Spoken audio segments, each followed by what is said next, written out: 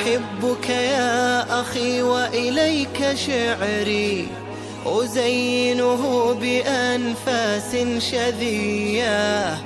أحبك يا أخي وإليك شعري أزينه بأنفاس شذية. فكن دوما بقربي لست أدري بدونك ما الحياة أيا أخي، بدونك ما الحياة أيا أخي. وتربط منك رائحة زكية تذكرني بأيام شجية. Now, this ayah, the ayah that we recited, if you are not happy with my reflection upon that, I will share with you. A reflection was quoted by Aisha, your mother and my mother, Aisha, the Prophet's wife, al-Mu'mineen, the mother of the believers. She quoted for us a story, and that story, it is a reflection of a Bedouin who lives in a desert, who maybe is not having like what you have, considering about the luxury of this life. But what he will be caring about, he will be caring about the relation of family, relation of this a holy relation that Allah made it. You're not going to find in this dunya a stronger relation than the relation of a family. I'm telling you, brothers and sisters, you're not going to find a stronger relation in this life as stronger or better or than the relation of a family. When you have a father, a mother, son and daughter, sons and daughter, they say brother and sister, and that's how they deal with their parents, and the parents will deal with them, and the husband and wife together. So that is the three together. Don't think that I'm dropping out the uncles, and whether it's the maternal uncle, paternal uncle, and the cousins. They are also there, but because they're not living with you in the same house, and that's why I'm leaving them out for now. We will talk about them in one day, inshallah. But now I'm talking about under one umbrella, under one house, because your cousin, he's not a mahram to your sister, and he's not a mahram maybe sometimes to your maybe family members in the house. So therefore, we don't want. We are not including them in here. We're talking about brother, sister, father, and mother. You're not going to find stronger than this, a holy relation like this in the religion. Okay, now let me share with you. This story was quoted by Aisha radiallahu anha. One day, Aisha radiallahu anha, this is after the death of the Prophet sallallahu alaihi wasallam. She was going for Umrah. She traveling from Medina. As you know, Aisha radiallahu anha, she settled in Medina. And she was traveling from Medina towards down south to Mecca to perform her Umrah. In the way, she met a group of Bedouins. And the Bedouins, as you know, they don't have that much etiquette of talking to each other or lowering their voice or having that the same way as the people in the villages and in the towns and the cities they used to practice. So she heard one of these Bedouins saying, asking a question, whether he was showing off, whether he was sharing this knowledge with the others. It doesn't matter what was the reason. We are here showing, we want to just highlight the question that he said it. He said to his other brother, other friend, which brother in this dunya was the most beneficial for his brother? Where are you going to find a brother in this dunya who was the most beneficial brother for his brother?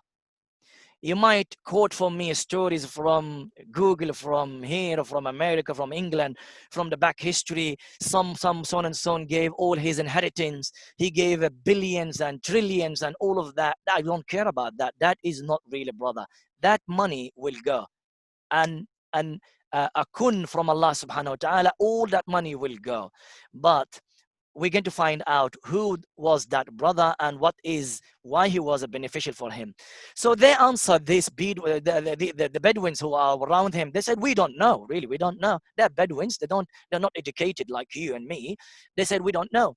So he said, by Allah. Now the Bedouin said, by Allah, Wallahi al-Azim. He said, Wallahi al-Azim. I know who that person was. I know him. Now, Maybe he had this from another tabi'i or a scholar who explained him the ayah or the story, and he is aware of it. Aisha radiallahu anha at this stage, she said in herself, she said, oh, wow. And you know when you hear some strong statement, oh, she said, he made an oath. This person, he made an oath, he made a qasam. And his qasam without making any exceptions. You know, sometimes you make a qasam, you make an exception in there. So except if this and that. He did not make an exception. It means here, so his Aisha radiallahu anha said, he surely knows who that person was. I'm sure that you're reading ahead of me now. And so he said, the Bedouin said to his brothers, he said, he was Musa alayhi salatu wassalam, Nabiyullah Musa, when he asked Allah subhanahu wa ta'ala for the prophecy to be given to his brother Harun. Is there greater than to take a title called Nabiyullah, Rasulullah? What are the trillions and billions that you're talking about it? There is nothing greater than that. So there is no greater brother than Musa, who was very, very, or most beneficial for his brother Harun. You're not going to find someone like that. So why me and you don't be or imitating this particular quality that Allah subhanahu wa ta'ala mentioned to us in the Quran? Do you think that Allah mentioned this story in the Quran for us just to read it and to enjoy it? No. I'm telling you, I'm giving you the answer now. Allah subhanahu wa ta'ala told us this story, and it is a qasas, and all these qasas are from Allah subhanahu wa ta'ala in the Quran for us to take lessons and to implement these lessons in your life. So why you don't be very beneficial for your own brother, for own you sister, for your family members, your brothers and your sisters? Why you don't? Why you are, when people are seeking help, they will find A and B person helping them. But when your brother is asking for help, I don't, or you don't, or we don't see this brother with his brother. We will find workers, or we'll find friends. We'll find some other people here and there. Why? This is why we're talking about this. This is why we're reflecting upon this. When the brother needs help and needs support, and you should be the most beneficial for your brother, you should be there. He needs loan, give him, brother. I am. Why I'm here with you? I'm your brother. So you need help, I am here for you to help you. This is why we are learning this story. If your brother did not benefit from you, and you're giving all your benefit to the other people outside, then tough and off to this brotherhood you're talking about it. The first people that should benefit from this are your brothers and your sisters. The money that you have it, the wealth that you have it, the strength that you have, the knowledge that you have, whatever that Allah gave you, if your own brothers and your own sisters are not benefiting from that, tough and off to that, what Allah gave you. So you need to revise yourself. You need to look into that again. So that is something that we need to reflect upon it. Okay, so then what happened in the story? So Aisha radiallahu anha, after she heard that, because she was telling this story, she was telling the story to her nephew. She was telling the story to Urwa ibn Zubayr. You know Urwa ibn Zubayr, one of the great tabi'een, the son of Abdullah ibn Zubayr. He was one of the great tabi'een, was one of the great scholars, and he learned great ahadith, great knowledge from Aisha, his aunt, radiallahu anha. She was telling him this story. So Aisha radiallahu anha, she said after that, he said the truth. Now, this reflection, not from the Bedouins, you might disagree with this Bedouin, this reflection from Aisha radiallahu anha, because she agreed with him. Okay, and she said, by the way, this narrated by Ibn Abi Hatim and other Mufassirin, Ibn Jarir. You go into book of tafsir, any book of tafsir, you go to this ayah, you'll find the tafsir, this story mentioned there. Ibn Abi Hatim with his chain to Urwa ibn Zubayr mentioned it in there. Now, Aisha radiallahu anha, after that, as she wants to teach her nephew, Urwa ibn Zubayr, this, she said to him, because of the saying of Allah subhanahu wa ta'ala, that the Bedouin was true in truth in what he said, and because of that, Allah subhanahu wa ta'ala said about Musa, وَكَانَ عِنْدَ اللَّهِ وَجِيهًا. She mentioned, I didn't write it in there, but she mentioned after that, she said, because of this, because of the relation between Musa and Harun, Allah described Musa with Harun, and that's why Allah described him in the Quran. وَكَانَ عِنْدَ اللَّهِ. He was in the eyes of Allah subhanahu wa ta'ala wajiha.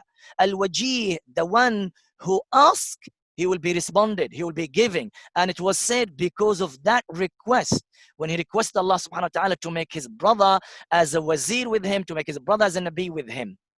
That is, so ponder with that. And if we look into that, my dear brothers and my dear sisters, I think we're going to minimize a lot of problems, and we will be stronger with our brother.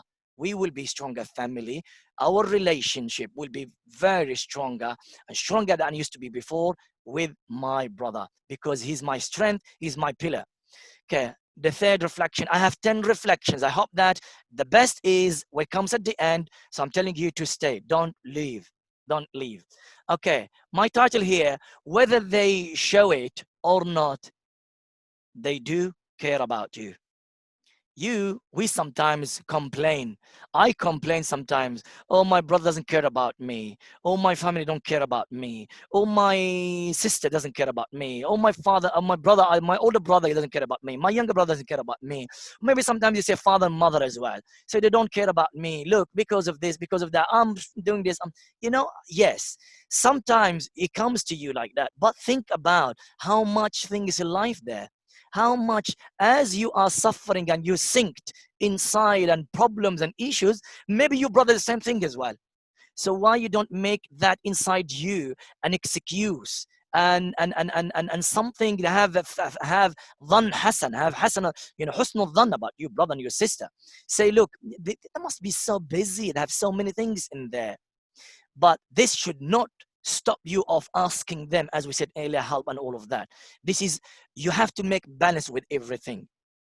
However, even if they don't show that, as I said here, whether they show it or not, believe me, if they're really brothers and if they're really sisters to you, then they care about you. I'm going to share with you another verse from the Quran, from Surah Taha, and that again about Musa alayhi salam. So today I'm going to make you really remember this Musa, Nabiullah Musa, one of the Ulul Azm, the 5 best Anbiya.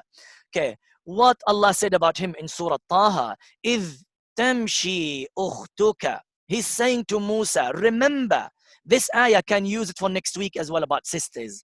He's saying to Musa, remember your sister, value the action of your sister. When your sister's caring about you, I'm not going to talk about this. I'll leave you until next week, because if I say that, you might not come next week. So leave that. Now I'm going to take it from a sister's side, from Musa's side. This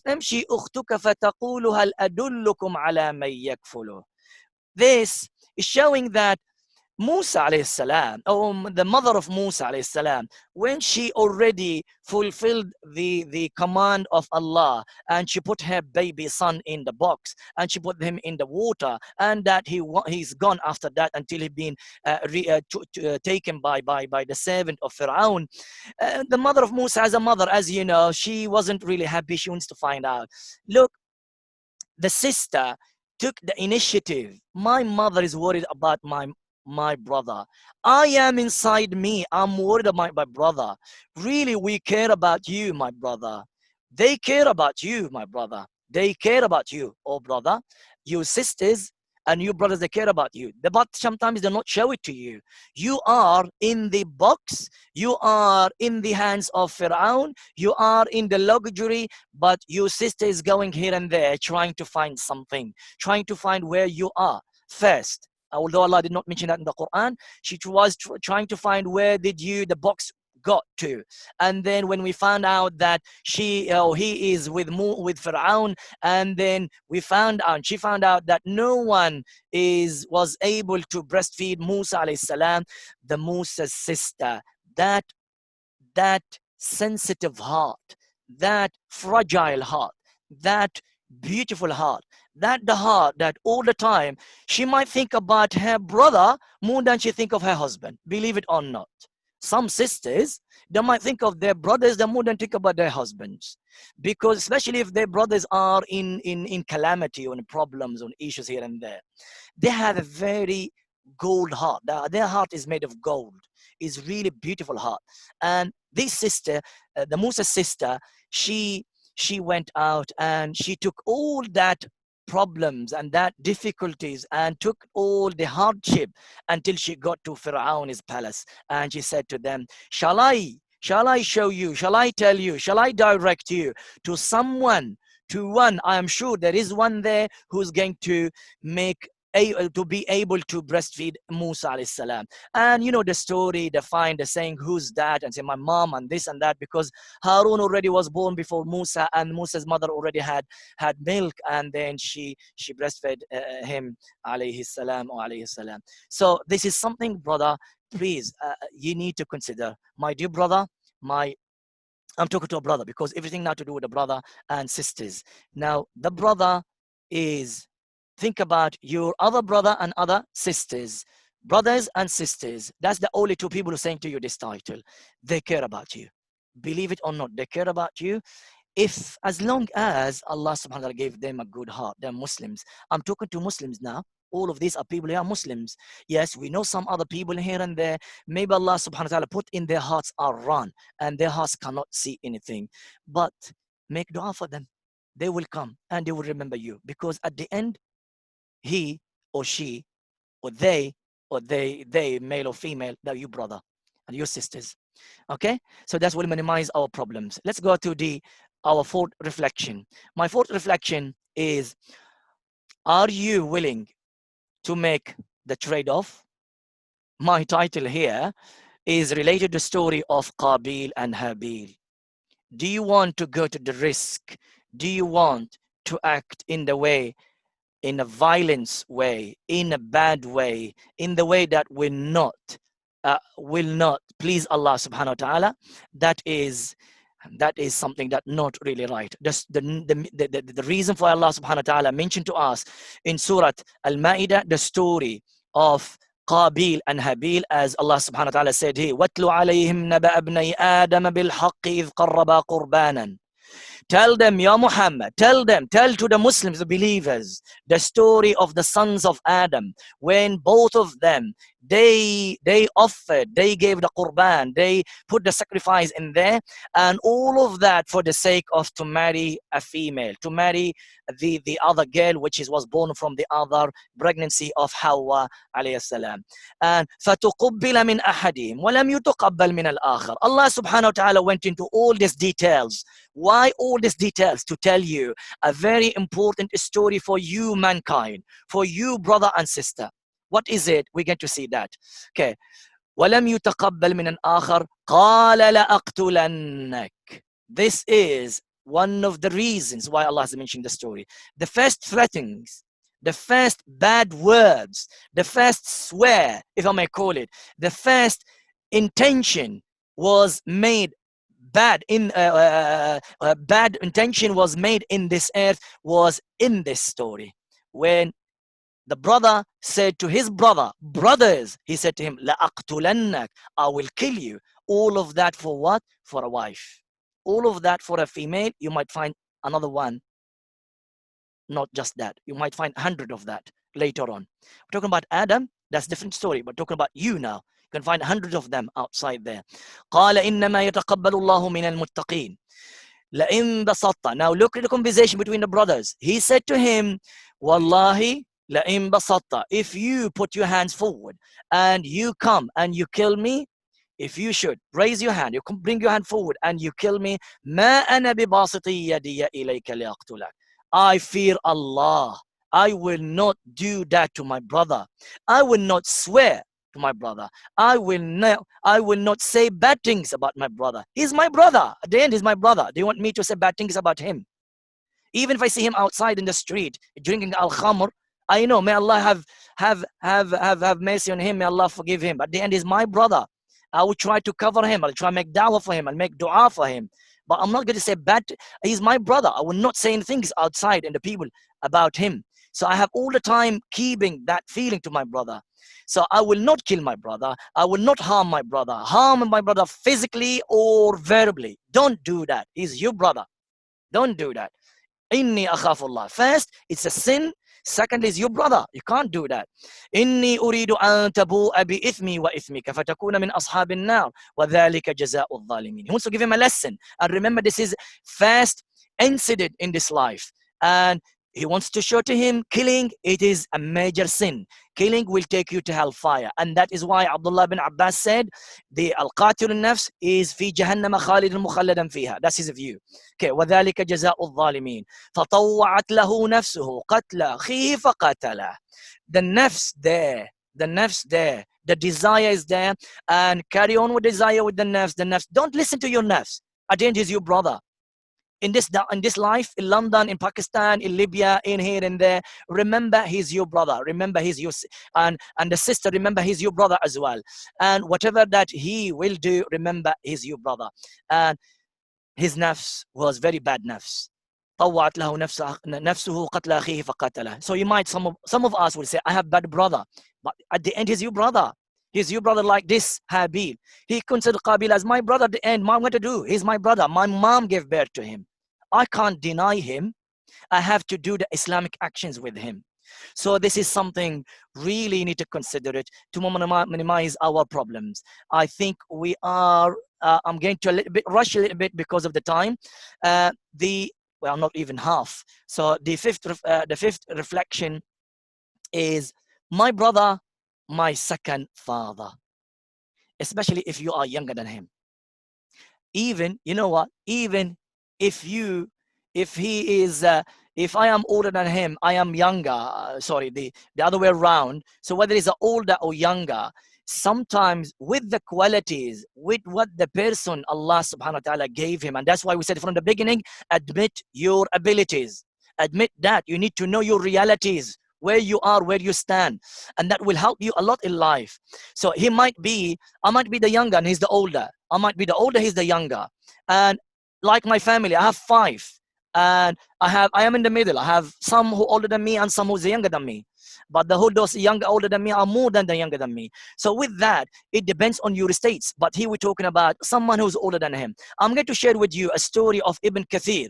Ibn Kathir, the great Imam, Ibn Kathir Abu al-Fida, Ismail ibn Umar, rahimahullah, one of the greatest Imams in Islam in the 8th century. He was born in 701. At the beginning of the 8th century, and he died in 774, close to the end of the 8th century. And this great Imam, he was a Shafi'i, from the Shafi'i scholars. And this great Imam, you know, the author of the tafsir, the great tafsir you all read all the time and you study, Tafsir ibn Kathir, and the history book, and the stories of the Anbiya, so many books. Everyone, whether you're a Hanafi, a Shafi'i, a Maliki, Hanbali, everyone knows Ibn Kathir. Everyone knows Ibn Kathir. He had a beautiful story with his brother. In this book, brothers and sisters, in this book here, now it's not the book of Allah. Earlier we were talking about the book of Allah, now history. In this book, he talked about his brother. He talked about his older brother. His older brother was Kamaluddin. Kamaluddin, his name is, that's his title, Kamaluddin Abdul Wahab, and he was known by Al-Qadi ibn Shahba. So that his older brother, he was older than him about a number of years. Really, it's not that much, but a number of years. And Ibn Kathir, when his father passed away, and they used to live in Busra. Busra is the south of Syria, in the southwest of Syria. He was born there. After 3 years of the birth of Ibn Kathir, the father died. So what happened now? The father died. The mother is, why? In old days, you know, the mothers, they don't have that like nowadays, educated, they can have work, and they have all of that. They have ability to work and to run a family. So who's going to take the responsibility of that family? The older brother, Kamaluddin Abdul Wahab. I said, I'm your second father. I'm your father. He looked after him. He worked day and night to provide for his brother. He looked after him, not just his stomach and to live and to be in good health. He looks in his aql and his heart as well. He taught him. He was also a student of knowledge. He was learning and he was teaching him as well. And he taught him. When they moved from Busra to Dimashq, which is the capital city of Syria, they moved there and he looked after him in terms of the accommodation, in terms of education, in terms of the food, in terms of everything. Ibn Kathir felt shy, felt really that he is my second father. He did everything. If it was not him, I'm not sure what Ibn Kathir is going to happen to him. But Ibn Kathir, he mentioned him in this book. He mentioned his father. He made a biography for his father in this book and made also biography for his brother in this book. He said, when he talked about his brother, he said this, وَقَدْ كَانَ لَنَا شَقِيقًا وَبِنَا رَفِيقًا شَفُوقًا. He was a real brother. Imagine you said that about your brother. I want to be a real brother for my brother. I want the sister, she wants to say to me and to her other brothers, say, I want to be a real brother for you. He was a real brother. A real brother means I care about you. What happened to you happens to me. You is me. So there's a care in there. And that's what he did. Ibn Kathir, the Kamaluddin Abdul Wahab with his brother. And he said, and he was a compassionate and companion with us because he's got some other sisters. He's got two other brothers and sisters. I'm saying Ibn Kathir because he's a famous person. But you know this Kamaluddin Abdul Wahab, he did not care about Ibn Kathir alone, Ismail and Abdul Aziz and Muhammad, I think, and a number of sisters. Ibn Kathir, he did not mention his sisters' names. He said, and akhawati, my sisters, all of that. Imagine you all the time feel that the responsibility, feel that, look, I'm going to care about my brother. And, you know, if my dad is not there, I am there. For some of us, my father passed away. I'm not sure about you guys here, you're listening to us. So maybe your father is there, alhamdulillah. But the father sometimes not educated. So you can guide your brother. You're there for your brother by guidance. You are there for your brother by supporting. You're there for your brother by supporting physically with your body and emotionally and with all the meaning that I'm run out of words in English, but with all the words that you can think of them, you should be there for your brother. And if you do that, you minimize a lot of problems and you're going to create what we said at the beginning of the course, stronger. I will be stronger with you in my relationship as a family, my brother, my strength and my pillar. أحبك يا أخي وإليك شعري أزينه بأنفاس شذية. أحبك يا أخي وإليك شعري أزينه بأنفاس شذية. فكن دوما بقربي لست أدري بدونك ما الحياة أيا أخي. بدونك ما الحياة أيا أخي. وتربط منك رائحة زكية تذكرني بأيام شجية.